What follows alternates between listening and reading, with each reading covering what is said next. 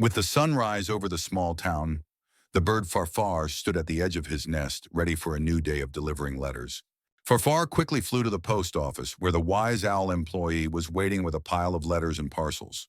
Farfar took off into the sky, flapping his wings rapidly, charting his course with precision and delivering mail in an organized manner. Farfar stopped at a small cottage where an old turtle was waiting for a letter from her grandchild. He gently landed and placed the envelope at her doorstep. Farfar encountered a sudden storm, but with his determination and persistence, he continued flying, overcoming the strong winds. As the sun set, Farfar returned to his nest, feeling proud of completing a day filled with hard work and adventures.